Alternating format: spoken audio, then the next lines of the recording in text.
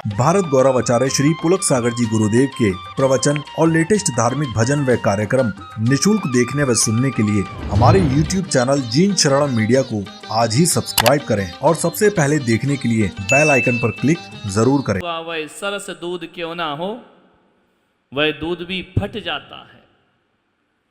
उसके पहले हमें अपने पात्र को साफ करना चाहिए। पूजन से पहले अपने मन के पात्र को साफ कर लेना चाहिए। साफ बर्तन, साफ वस्त्र, साफ आभूषण, स्वच्छ वातावरण, ये तो हमने बना लिया मंत्रों के द्वारा, विधि विधान करके, मंत्रोच्चारण करके। क्या हम अपने हृदय को साफ कर पाए हैं? ध्यान रखना, हृदय को साफ करना सबसे बड़ी बात है।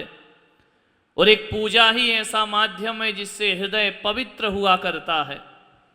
यदि यहाँ पूजा नहीं कर रहे होते तो घर में बैठकर राग द्वेष की बातें होती, लाभ हानि का व्यापार चलते रहता, यहाँ वहाँ के वार्तालाप में हम लगे रहते, भगवान के दर्शन सुबह 5-10 मिनट करते और घर वापस आ जाते।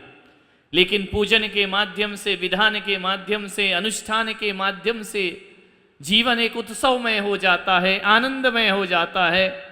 रोज के दिनों में आज का दिन कुछ अलग अलग सा लगता है, खिला खिला सा लगता है, आनंद से परिपूरित हो जाया करता है। उत्सव और उत्साह आदमी के जीवन है। यदि उत्सव और उत्साह ना होगा तो जिंदगी जीने के लायक ना रह जाएगी। इसलिए इस तरह के अनुष्ठान धर्म में किए जाते हैं। इसे धर्मानुराग बोलते हैं, धर्म के प्रति उत्साह बोला जाता है। इससे मन पवित्र होता है, संतप्त आत्माएं तृप्त हो जाती हैं, आकुलताएं खत्म हो जाती हैं और सारे संसार को भूलकर हम परमात्मा की भक्ति में लीन हो जाते। ये अवसर बहुत कम मिला करते हैं, जीवन में कभी कभार मिलते हैं। हमारे जीवन में तो रोज मिलते हैं। हम तो जहां जाए वहां बाजे बजते हैं। एक व्यक्ति की शादी हो रही थी, बैंड बज रहा था। एक आदमी ने मेरे साथ चल रहा था, बोले शादी में बैंड क्यों बजते हैं? मैंने कहा इसके आखिरी बार बज रहे हैं, है ना, उसके बाद क्या बैंड? अभी तो बैंड वाले बजा रहे, फिर ये बजेगा बाद में, ध्यान रखना। लेकिन हम साधुओं के जीवन में तो जहां जाओ वहां स्वागत है, वहां सत्कार है, वहां बैंड है, जहां बैठ जाओ वहां जन समूह है। कभी एकांत का समय नहीं मिलता। आज सुबह से कई लोग निराश लौट गए, महाराज से बात करना टाइम ही नहीं है, वक्त ही नहीं है। विचार करिए, ऐसा उत्सवमय जीवन। उत्सव किससे आता है? धर्म से उत्सव आता है, पुण्य कर्म से उत्सव आता है हमारे जीवन में, सत्कर्मों से उत्सव मिला करता है हमारे जीवन में। और चीजें तो ध्यान रखना, आपकी शादी तो एक ही बार होती है। ज्यादा वाली भी है क्या? एक ही बार होती है ना।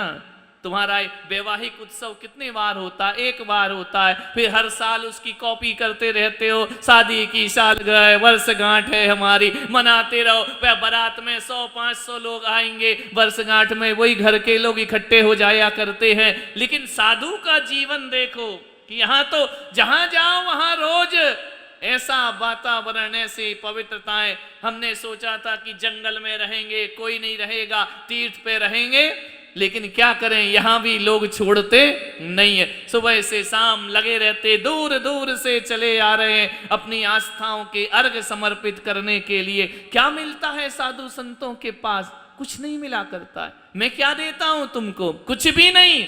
लेकिन फिर भी मन करता है थोड़ी देर बैठें, महाराज हमसे बात कर लें, हमको थोड़ा सा समय दे दें, अपने पास बिठा लें। ये भी नहीं हो तो अपना हाथ हमारे सिर पर रख दें। इतने में ही हमारे जीवन का कल्याण हो जाएगा, हमारा आना सार्थक हो जाएगा। चलो भीड़ बहुत है, हाथ नहीं रख रहे हैं, एक बार हम पर निगाह कर ले तो हमारा कल्याण हो जाएगा। निगाह हो जाए, एक बार हमें देखकर मुस्कुरा दें, जीवन का चमन खिल जाया करता है। ध्यान रखिए, जैसे बादलों को देख करके मयूर का अंतस झंकृत हो जाया करता है, बेल लताएं मस्ती में लहराने लगती हैं, वैसे ही अपने गुरु की निगाह अपन पर पड़ जाए तो जीवन में आनंद की बरसात हो जाए। और क्या लेने आए हो यहाँ? बरसात ही तो, ये पुण्य की बरसात ही तो लेने आए हो, नहीं तो क्यों आए इतने दूर से? पैसा भी दे रहे हो, वक्त भी दे रहे हो, समय भी दे रहे हो यहाँ बैठ करके,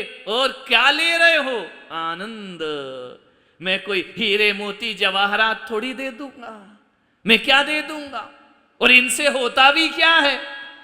एक अच्छा पत्नी को बहुत नौलखा हार लाकर पहना दो, एक बार पहनेगी, 2 बार पहनेगी, 3 बार पहनेगी, 10 बार पहनेगी, उसके बाद कहेगी अब दूसरा वाला लेकर के आओ, इसमें मजा नहीं आ रहा, ये बहुत पुराना हो गया है, नया लेकर के आओ। सुंदर सा मकान बनाओ, 5-10 साल बाद लगेगा यार इसको भी तोड़ो, अब तो नई डिजाइन का मकान बनना चाहिए। ऐसी कौन सी चीज है जो तुम्हें जीवन भर तृप्ति देती हो? कोई है क्या ऐसी चीज? विचार करिए। पत्नी आती है, साल भर बहुत अच्छी लगती है, उसके बाद तो ठीक है चलते रहता है, वो भी चल रही है गाड़ी, निभ रही है गाड़ी, और कुछ नहीं होता। एक बार क्या हुआ, एक नए नए नौजवान ने शादी कर ली।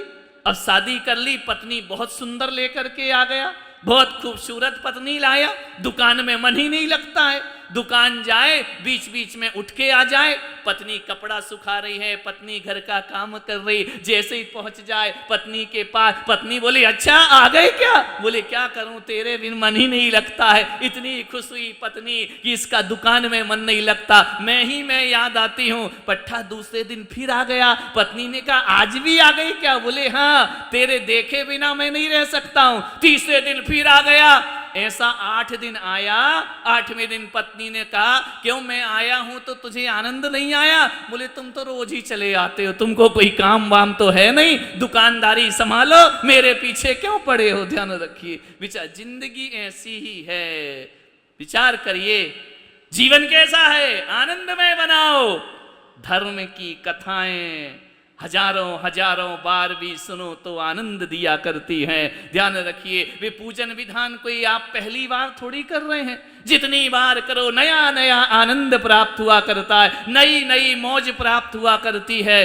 धर्म कभी पुराना नहीं होता, धर्म में चिंतन करो तो नया चिंतन प्रकट हो जाता है, धर्म में जाप करो तो उसका अपना आनंद प्रकट हो जाया करता है, पूजन विधान करो उसका अपना आनंद प्रकट हो जाया करता है। ये आनंद ही तो बटोरना है, जबरदस्ती धर्म नहीं करना। मन दौड़ा दौड़ा आए, भागा भागा आए कि चलो भगवान की भक्ति करे, भगवान की पूजा करे, तब जाकर के ध्यान नहीं। पूजा पाठ क्या है? ये बाहर से रखी हुई द्रव्य पूजा नहीं है, ये तो एक अपने भीतर की भावनाओं की अभिव्यक्ति का एक साधन है। पूजा तो भीतर हुआ करती है, पुण्य तो भीतर हुआ करता है, भगवान की भक्ति तो भीतर हुआ करती है। ये तो बाहर का प्रदर्शन है, प्रदर्शन यानी व्यर्थ का प्रदर्शन नहीं है, भावनाओं को अभिव्यक्त करने का एक माध्यम हुआ करती है। ये सामग्री भावनाओं को व्यक्त करने का एक साधन हुआ करता है। ये इंद्र इंद्राणी बनना कि हे प्रभु हम तुम्हारे रंग में रंगने को तैयार हैं, ऐसी वह भक्ति। कोई अमीर नहीं, कोई गरीब नहीं, कोई ऊंचा नहीं, कोई नीचा नहीं, ये दान दक्षिणाएं तो एक व्यवस्था हुआ करती है। प्रभु ने तुमको दिया, तुमने प्रभु का प्रभु को वापस लौटा दिया। ध्यान रखना ऐसा भी होता है। गंगा की पूजा गंगा के जल से कर दी जाती है, सूरज की पूजा दीपक से कर दी जाती है। जो तूने दिया वह मैं तुझे अर्पित करता हूं, तेरा तुझको अर्पण क्या लागे, मेरा अपना क्या है, सब प्रभु की माया, प्रभु की कृपा है। ध्यान रखिए, विचार करिए, कोई अमीर गरीब नहीं, भावनाओं से रंगा जाता है भगवान का दरबार।